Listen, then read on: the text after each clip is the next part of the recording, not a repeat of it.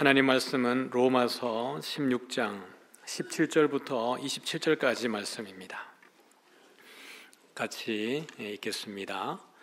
형제들아, 내가 너희를 권하노니 너희가 배운 교훈을 거슬러 분쟁을 일으키거나 거치게 하는 자들을 살피고 그들에게서 떠나라. 이 같은 자들은 우리 주 그리스도를 섬기지 아니하고 다만 자기들의 배만 섬기나니 교활한 말과 아첨하는 말로 순진한 자들의 마음을 미혹하느니라. 너희의 순종함이 모든 사람에게 들리는지라. 그러므로 내가 너희로 말미암아 기뻐하노니 너희가 선한 데 지혜롭고 악한 데 미련하기를 원하노라. 평강의 하나님께서 속히 사탄을 너희 발 아래에서 상하게 하시리라. 우리 주 예수의 은혜가 너희에게 있을지어다. 나의 동역자 디모데와 나의 친척 누기오와 야손과 소시바드가 너희에게 문안하느니라. 이 편지를 기록하는 나 더디오도 주 안에서 너희에게 문안하노라.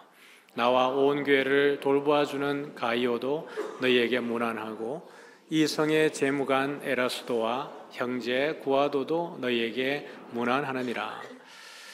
나의 복음과 예수 그리스도를 전파함은 영세 전부터 감추어졌다가 이제는 나타내신 바 되었으며 영원하신 하나님의 명을 따라 선지자들의 글로 말미암아 모든 민족이 믿어 순종하게 하시려고 알게 하신 바 그 신비의 계시를 따라 된 것이니 이 복음으로 너희를 능히 견고하게 하실 지혜로우신 하나님께서 예수 그리스도로 말미암아 영광이 세세 무궁하도록 있을지어다. 아멘.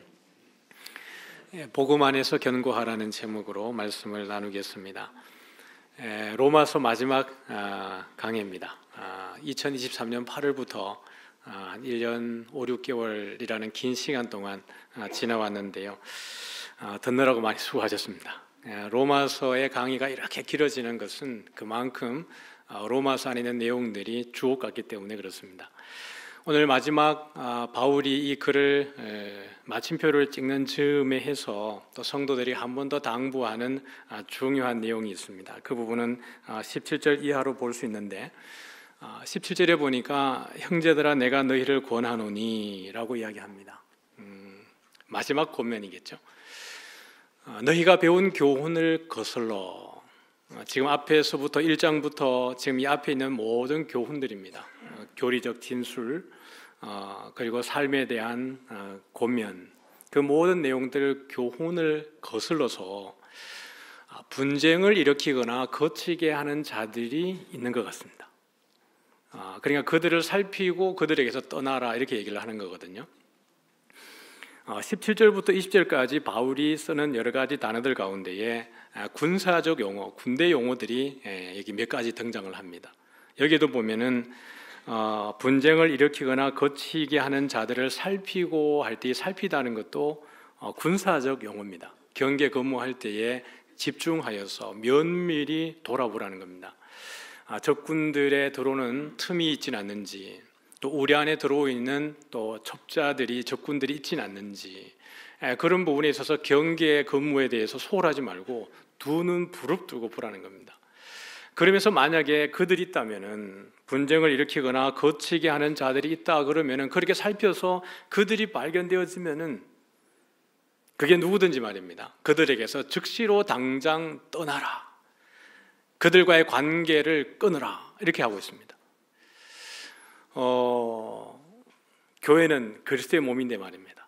하나님이 우리의 주인이 되시고 교회를 통치하시는데 그 안에 이렇게 분쟁을 일으키고 거치게 하는 자들이 있다는 것은 참 유감인데 늘 있는 것 같아요. 그런데 이들이 분쟁을 일으키거나 거치게 하는 자들이 어떤 방식으로 사람들을 미혹하고 있는지 18절에 이렇게 이야기를 합니다. 이 같은 자들은 같이 읽어볼까요? 우리 주 그리스도를 섬기지 아니하고 다만 자기들의 배만 섬기나니 교활한 말과 아첨하는 말로 순진한 자들의 마음을 미혹하느니라. 그렇게 하는 자들, 분쟁을 일으키게 하고 또 그리스도의 복음에 대해서 거치게 하는 이 역할을 하는 자들은 실제로는 그리스도를 위하는 자들이 아니다라고 이야기하고 있습니다. 주여 주여 하는 자마다 하나님의 나라에 들어갈 것이 아니고, 그 말은 이 공간 안에 있다고 하여서 우리 모두가 그리스도인이 아닐 수 있다는 이야기입니다. 입으로는 주여라고 외치지만 그 삶의 내면에는 그리스도를 위한 목적이 아니고 자기들의 배만을 위한 자들이 있다는 것입니다.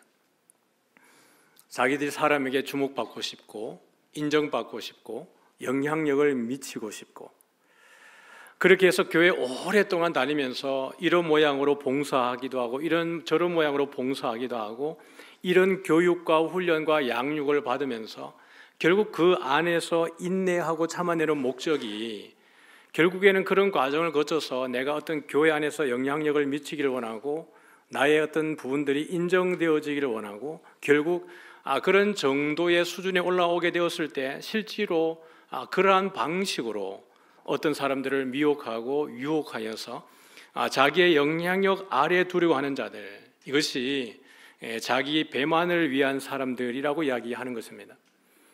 그들의 전략과 방식은 어떤 거냐 그러면은 교활한 말과 아첨하는 말로 순진한 자들의 마음을 미혹한다, 이렇게 얘기하고 있습니다. 교활한 말이라고 하는 것은 겉으로 보기에는 좋아 보이지만은 실제로는 거짓말입니다. 그럼 여러분, 이 교활한 말을 하려고 그러면 사람을 참 대면하자마자부터 교활한 말을 할까요? 아닐까요? 아니겠죠. 자기 배만을 위한 사람들의 특징은 이 교활한 말과 아첨하는 말을 하기까지 관계를 잘 맺어놓는 것입니다. 간이라도 빼주고 썰기라도 빼줄 것처럼 좋은 관계를 맺어서 내가 무슨 말을 해도 내 말을 믿을 수 있는 지경까지 관계를 맺어두는 것입니다. 그러고 난 이후에 그들에게 복음이 아닌 자기의 생각과 자기의 변론을 그들에게 이야기할지라도 그들이 다 받아들일 수 있는 지경까지 관계를 맺어두는 것이죠. 그러면서 그들에게 더 깊이 미혹하기 위한 방식이 뭐냐 그러면은 교활한 말과 아첨하는 말입니다.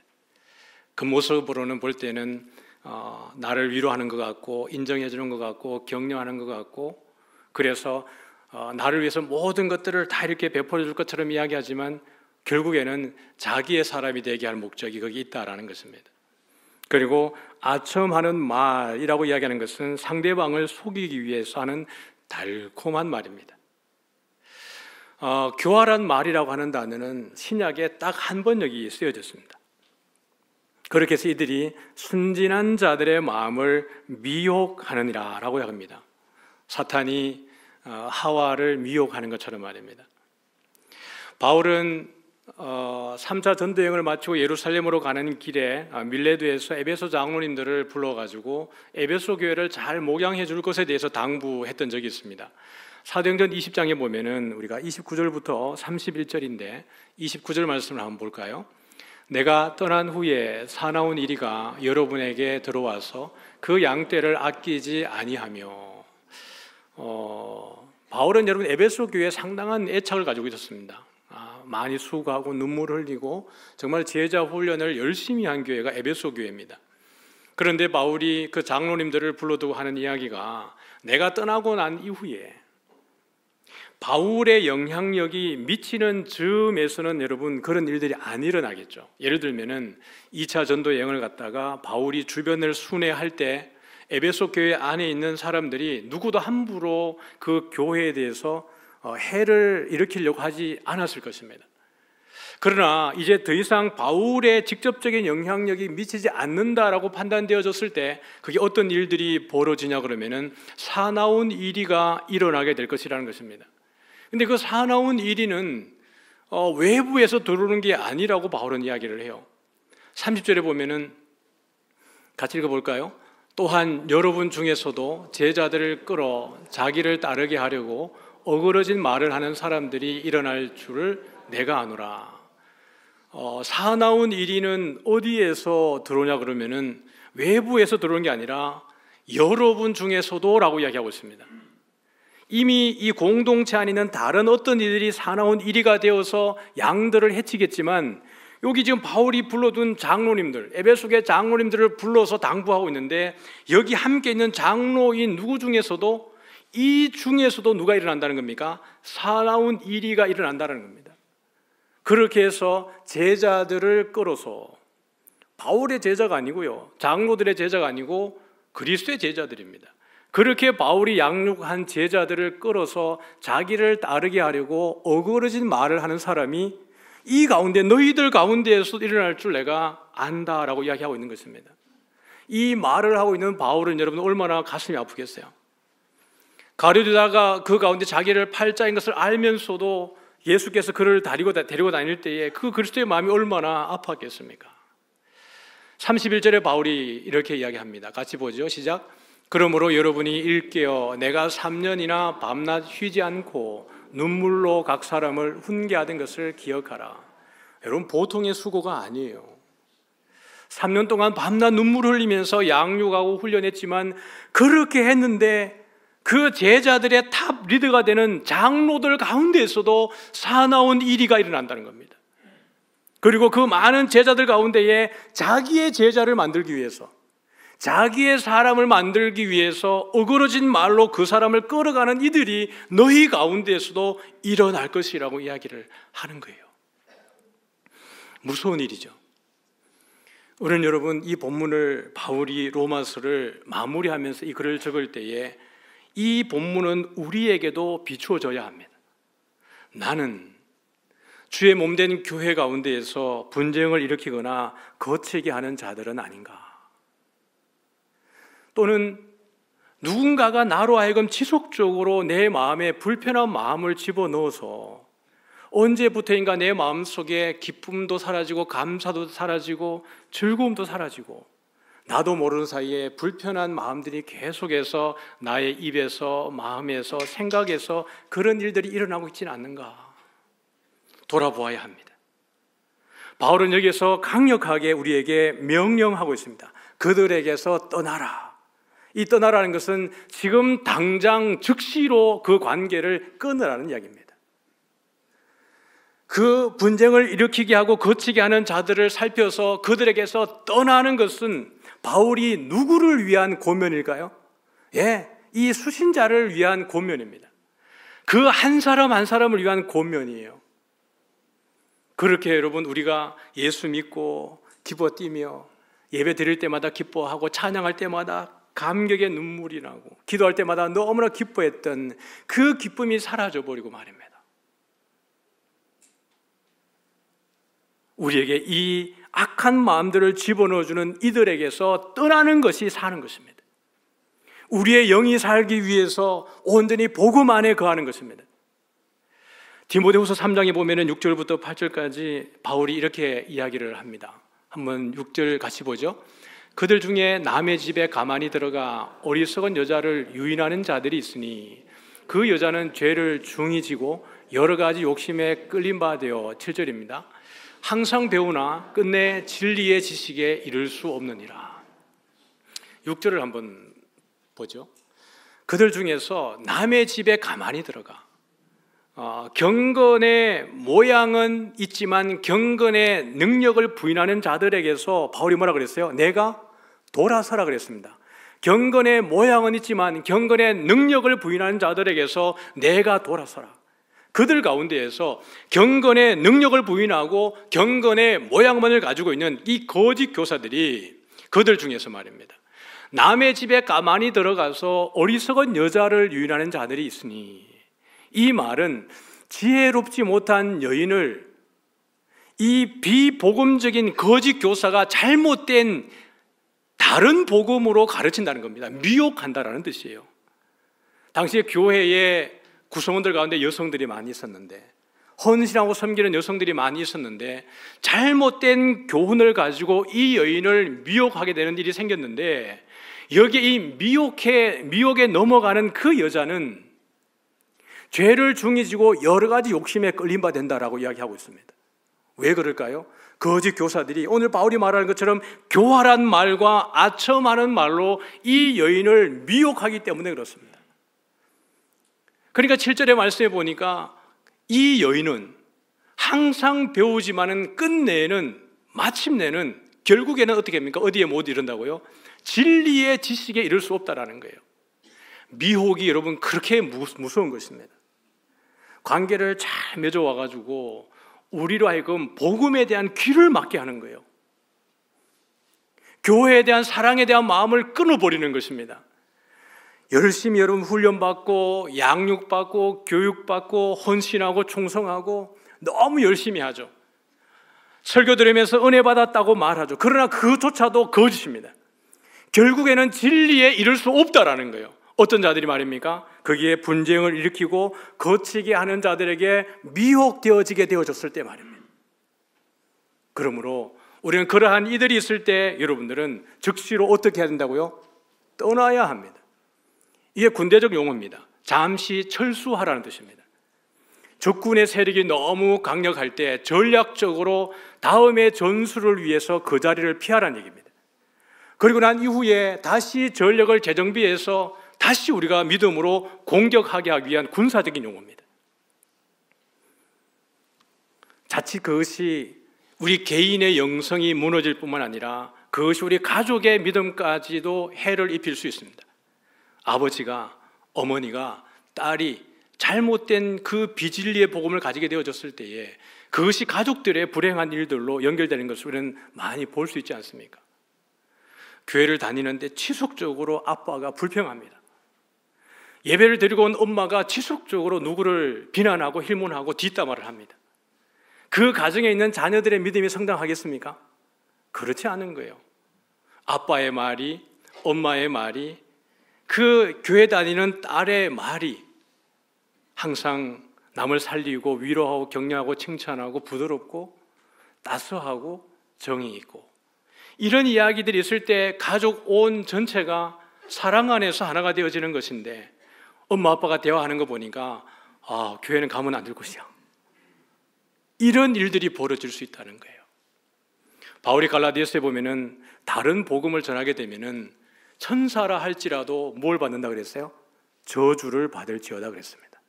천사라 할지라도 다른 복음을 전하게 되어졌을 때. 그래서 오늘 여러분, 우리는 이 본문을 보면서 절대로 분쟁을 일으키거나 거치는 자가 아니라, 오늘 19절에서 바울이 말하는 것처럼 같이 한번 읽어볼까요? 19절입니다. 시작. 본문의 19절. 본문의 19절입니다. 네. 시작. 너희의 순종함이 모든 사람에게 들리는지라. 그러므로 내가 너희로 말미암아 기뻐하노니 너희가 선한 데 지혜롭고 악한 데 미련하기를 원하노라. 아멘. 예. 선한 데 지혜롭기를 바랍니다. 이 선한 것이 무엇이겠습니까? 복음 안에서요. 바울이 우리에게 말하기를 너희는 복음에 합당하게 생활하라라고 이야기했습니다. 너희 몸을 하나님이 기뻐하시는 거룩한 산 제물로 드리라. 이는 너희가 드릴 영적 예배니라, 마땅한 예배니라라고 이야기했습니다. 복음은 모든 믿는 자에게 구원을 주시는 하나님의 능력이라고 이야기했습니다. 선한데 지혜로운 겁니다. 어떻게 하면 하나님을 위해 살아가는 것일까? 수요일날 우리 소일의 문답을 하고 있습니다. 사람의 제일 되는 목적이 무엇인가? 라고 했을 때 그 답이 여러분 무엇이에요? 하나님을 영화롭게 하고 그를 영원히 즐거워하는 것. 여러분, 거기에 지혜로운 것입니다. 그것을 위하여서 우리가 하나님을 위해 영화롭게 하고 하나님을 즐거워하는 것이 무엇일까? 이 부분에서 우리가 지혜로워야 합니다.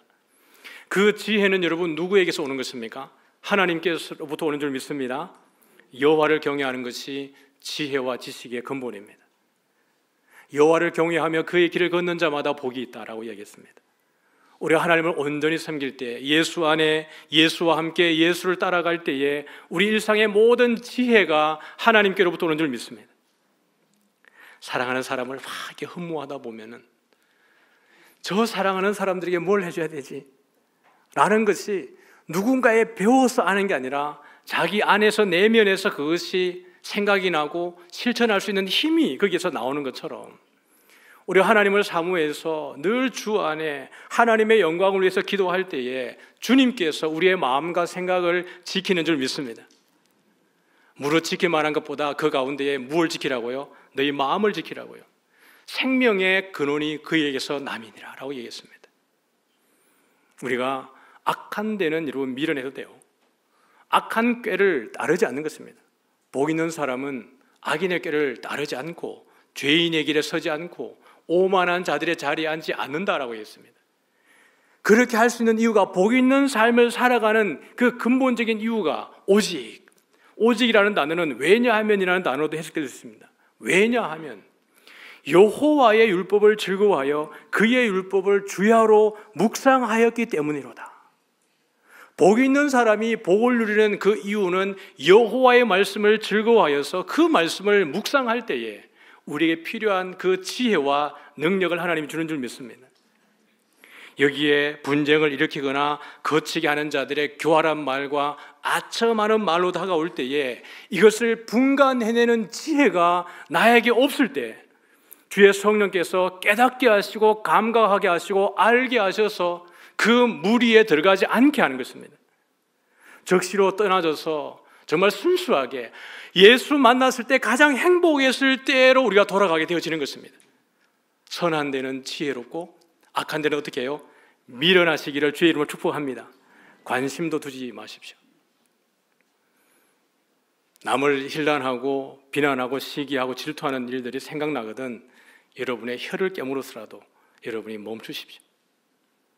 그리고 그 공동체에서 그 무리 가운데서 나오십시오. 그것이 여러분이 사는 길이고 여러분의 가정을 사는 길이고 교회가 사는 길입니다. 그것이 우리 교회가 행복해지는 길입니다. 오죽하면 바울이 이 로마서의 마지막에 결론을 지으면서 성도들에게 요청하는 것이 바로 그것입니다. 분쟁이 얼마나 위험한 것인지, 거치게 하는 것이 얼마나 위험한 것인지 그런 곳에 여러분 미련하라는 것입니다. 20절 말씀을 같이 읽어볼까요? 같이 읽겠습니다. 시작. 평강의 하나님께서 속히 사탄을 너희 발 아래에서 상하게 하시리라. 우리 주 예수의 은혜가 너희에게 있을지어다. 예, 하나님을 어떻게 묘사하고 있어요? 평강의 하나님이. 하나님은 평강의 하나님입니다. 하나님의 나라는 먹는 것과 마시는 것이 아니요 뭐죠? 의와 평강과 희락이라. 하나님 안에 있는 모든 이들은 여러분 샬롬이에요. 예수 믿는 사람들은 여러분 항상 얼굴에 이렇게 얼굴 천사 같아야 됩니다. 새가족 환영의 영상 보셨죠? 한결같이 천사 같지 않습니까? 억지로 웃다 보면 얼굴에 경직이 일어나가지고 못 웃어요. 그런데 여러분 성령 안에 충만한 사람들은 그냥 웃는 거예요. 바보처럼 웃죠. 근데 그게 능력이에요. 우리 안에 여러분 성령님이 나가버린다면, 성령님이 안 계시다 그러면 자연인으로서의 우리의 얼굴은 아마 매우 사납고 거칠 수 있습니다. 여러분의 은혜가 없는 여러분의 시선과 여러분의 얼굴은 무서울 수 있어요. 그러나 항상 성령의 은혜가 충만한 여러분의 얼굴은 영상에서 봤을 때 제가 바보스럽게 웃지 않습니까? 그런데 여러분은 즐거워하는 것처럼 그 웃음이 바보스럽지만 바보스러운 게 아니고 그게 진짜 능력입니다. 우리가 살아가다 보면 시련이 오고 고난이 오고 환난이 올 때에도 여러분 견뎌내잖아요. 정말 잠 못 이루는 밤이 올 때, 너무 고통스러울 때에도, 세상 사람들로서는 견딜 수 없는 어려운 역경이 있을 때에도 여러분이 견디잖아요. 왜 그게 가능하냐고 그러면은 성령께서 우리 가운데에 세상이 줄 수 없는 평안을 주시기 때문에 그렇습니다. 그런데 여러분, 교회 안에 있는 이 관계 안에서 분쟁을 일으키는 사람 때문에 우리의 마음이 불편해진단 말이에요. 이것은 여러분 잘못됐다라고 하는 증거입니다. 하나님은 평강의 하나님입니다. 평강의 하나님이 속히 사탄을 어디에요? 너희의 발 아래에서 상하게 하시리라. 여러분, 이 사탄을 너희의 발 아래에 상하게 하겠다고 한 것도 군사적 용어입니다. 고대 전쟁에서 여러분 그 나라를 정복하고 나면은 그 나라의 수장을, 왕을 어떻게 합니까? 발로 짓밟는 것입니다. 그것이 완전한 승리를 상징하는 것입니다. 적국에 대해서는 완전한 패배를 이야기하는 것이에요. 하나님께서, 평강의 하나님께서 사탄을 속히 너희 발 아래에서 상하게 하시리라. 그러면 여러분 여기 사탄을 너희 발 아래에서 마지막 종말론적으로 상하게 하고 멸망하게 할 때에 함께 멸망당하는 자들이 누구겠습니까? 분쟁을 일으키거나 거치게 하는 자들입니다. 그들은 그리스도의 사람들이 아닙니다. 요한은 이야기하기를 그들이 우리에게서 나간 것은 처음부터 우리에게 속하지 아니함을 나타내기 위함이라 라고 이야기하고 있습니다. 교회 안에서 양의 탈을 쓴 그 늑대가 1위는 반드시 드러나게 되어져 있습니다. 언제요? 하나님의 심판의 때예요. 우리는 본인이 뿌린 씨앗은 반드시 열매로 거두게 되어 있습니다. 씨앗을 무엇으로 거둔다고요? 열매로 거두게 되어져 있습니다. 여러분이 선한 씨앗을 뿌리면은 선한 열매를 얻게 되어져 있습니다. 그 씨앗이 자라서 싹을 내고 줄기가 되고 성장해서 거기에서 선한 열매를 맺게 되어져 있어요. 만약에 여러분이 악한 씨앗을 뿌린다 그러면은 그 악이 성장해서 악한 열매를 여러분이 먹게 될 것입니다. 선악간에 하나님께서 반드시 행한 대로 갚으신다라고 이야기를 했습니다. 그러므로 바울이 말한 대로 선한 데 지혜롭고 악한 데 미련하시기를 축복합니다. 여러분이 살기 위해서라도 항상 여러분은 샬롬의 근원이 되어지기를 주의 이름으로 축복합니다. 여러분이 있는 곳에 하나님의 샬롬이, 하나님의 화평이, 화목이 있기를 바라요. 내 주변에 왜 사람들이 떠나갈까? 오늘 이 설교를 통해서 여러분이 분석하셔야 합니다. 어쩌면 떠나갈 사람이 생길지도 모르겠어요. 떠나가셔야 됩니다. 어떤 이들에게서요? 분쟁을 일으키기나 거치게 하는 자들에게서요. 그리고 정말 우리가 가장 행복했던 때를 다시 누릴 수 있기를 축복합니다. 25절부터 27절까지 바울은 하나님께 영광을 돌리면서 로마서를 여러분 마지막 마무리하고 있습니다. 25절 말씀 같이 한번 보겠습니다. 같이 보죠. 나의 복음과 예수 그리스도를 전파함은 영세 전부터 감춰졌다가 26절 보죠. 이제는 나타내신 바 되었으며 영원하신 하나님의 명을 따라 선지자들의 글로 말미암아 모든 민족이 믿어 순종하게 하시려고 알게 하신 바 그 신비의 계시를 따라 된 것이니 이 복음으로 너희를 능히 견고하게 하실. 25절과 26절의 이 내용은 골로새서 1장 26절, 27절에도 아주 명확하게 잘 정리가 되어져 있습니다. 25절 보면은 바울이 나의 복음과 예수 그리스도를 전파함은이라고 이야기합니다. 여러분, 이 단어를 기록할 때 이렇게 여러분 편지를 써봤잖아요. 그냥 나오는 대로 쓰지 않고 아마 생각해가지고 이렇게 여러분 한글 편지를 써봤잖아요. 바울이 나의 복음과 예수 그리스도를 전파함은 이 단어를 쓸 때에 저는 생각해 볼 때에 바울이 얼마나 감격스러웠을까. 이 로마서를 여기 보면은 더디오를 통해서 대필해서 보내고 있지만은 바울이 이 글들을 적을 때에 얼마나 감격스러웠을까. 왜냐 그러면은 그가 예수님을 부인했을 뿐만 아니라 교회를 잔멸하고 핍박을 했던, 예수님을 부인했던 그의 인생 가운데에서 부활의 주님을 만나고 난 이후에 그런 얼마나 여러분 감격스럽겠습니까? 여기에 나의 복음이라고 말하는 것은 다른 사도들이 주님과 함께 거느렸던 그 복음과는 또 다른 결입니다. 하나님의 교회를 잔멸하러 가던 그 과정 속에 만난 부활의 주님을 만났을 때 얼마나 그의 인생은 바뀌어버렸던 복음입니다. 로마서를 기록하면서도 그 한 글자 한 글자를 적어 내려가고 그 내용들을 권면해낼 때마다 바울은 자기가 만났던 예수 때문에 변화되었던 자기의 삶을 아마 회상하고 있을 것입니다.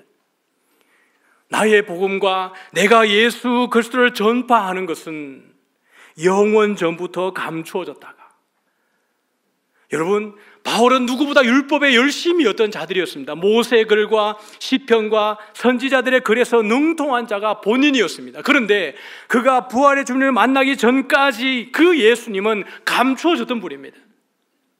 영세전부터 감추어졌다가 26절에 보니까 이제는 나타내신 바 되었으며, 본인의 고백이기도 하잖아요. 골로새서에 보면 여기 대상이 구체적으로 나와 있습니다. 이제는 그의 성도들에게 나타나셨고, 이렇게 나오고 있습니다. 여러분, 믿음은 아무나가 다 갖는 게 아닙니다. 하나님이 그 은혜에 의하여 무엇으로 말미암아요? 믿음으로 말미암아 구원을 받았으니 이것은 너희의 행위에서 난 것이 아니고 하나님의 뭐라고요? 선물이라. 영세전부터 감추어졌다가 이제는 그의 성도들에게 나타낸 바 되어진 그 바울의 복음, 이것을 전하는 바울의 마음속의 말입니다. 이 복음을 듣고 교회가 하나 되고 성장하는 과정 속에 누군가가 들어와서 사나운 이리가 되어지고 거기에 분쟁을 일으키고 거치게 하는 자들이 있다 그러면은 여러분, 그들은 저주를 받아야죠. 평강의 하나님께서 속히 사탄을 너희들의 발 아래에서 상하게 하시리라 하는 것처럼 주의 몸된 교회를 해하는 자들은 반드시 그 악한 열매를 먹게 될 것입니다. 종국적으로 말입니다. 이 영원한 그리스도의 복음 안에 우리 모두가 복음에 합당하게 복음의 능력 안에 세워지기를 축복합니다. 여러분 26절을 계속 보면은 영원하신 하나님의 명을 따라서 선지자들의 글로 말미암아 모든 민족이 믿어 순종하게 하시려고 알게 하신 바 무엇을 따라서요? 그 신비의 계시를 따라 된 것이니. 예수님을 믿기 전에는 아무리 믿으라 그래도 안 믿어졌습니다. 친구들이 예수님 좋다고 그러고 교회 좋다고 그러고 아무리 이야기해도 교회 안 가졌습니다. 그런데 하나님의 은혜로 예수 믿고 나서 보니까 때려 죽어도 예수님은 믿어야 되겠고 하나님은 계신 겁니다. 저의 고백에 동의하십니까? 어떤 상황 가운데에서도 여러분이 어떤 고난과 환난과 역경 가운데에서도 여러분의 믿음이 약해지지 않는 이유는, 여러분이 하나님을 부인할 수 없는 이유는 만세와 만대로부터 영세로부터 감춰졌던 그 비밀이신 예수 그리스도를 하나님의 은혜에 의하여서 믿음의 선물을 받아버렸기 때문에 그렇습니다. 이것은 우리의 행위에서 온 것이 아니라 하나님이 강권적으로 우리에게 믿음의 선물을 주셨기 때문에 그래요. 이 선물을 받지 못한 자들이 자기들의 행위로 예수 믿는 것처럼 흉내내지만 그들은 마지막에 결국에는 심판을 받게 될 것입니다. 그런 자들이 다가올 때에도 여러분은 견고하시기를 주의 이름으로 축복합니다. 바울은 말하기를 26절 하반절에 보니까 이 복음으로 너희를 능히 견고하게 하실. 이 복음은 모든 믿는 자에게 구원을 주시는 하나님의 뭐라고요? 능력이라. 그러니 복음만이, 하나님의 말씀만이 우리를 능히 견고하게 하는 줄 믿습니다.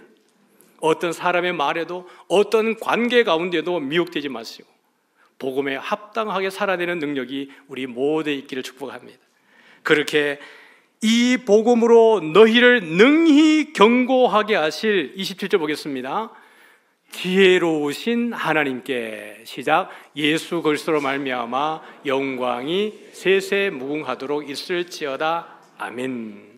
결국 바울의 마지막 워딩은 하나님에 대한 영광의 찬송입니다. 나의 복음과 예수 그리스도를 전파함은 우리를 그 가운데에서 특별한 계시를 통하여서 우리를 예수의 믿음을 허락하시고 복음 가운데에서 능히 세워주시는 지혜로우신 하나님 앞에 영광을 돌리는 것으로 바울은 이거를 맺고 있어요. 사랑하는 성도 여러분, 살아가는 모든 날 동안에 우리의 삶의 목적이 먹든지 마시든지 무엇을 하든지 하나님의 영광이 되기를 주의 이름으로 축복합니다. 바울은 여기 이 글을 마치면서 하나님에 대해서 세 가지로 묘사했습니다. 평강의 하나님께서, 영원하신 하나님께서, 지혜로운 하나님께 라고 이야기하고 있습니다. 샬롬의 하나님, 영원하신 하나님, 지혜로우신 하나님이 우리 모든 성도님들의 삶 가운데에 우리를 하나님께 영광 올려드리는 그 능력을 주실 줄 믿습니다. 오늘 말씀의 제목처럼 복음 안에서 견고하시기를 주의 이름으로 축복합니다.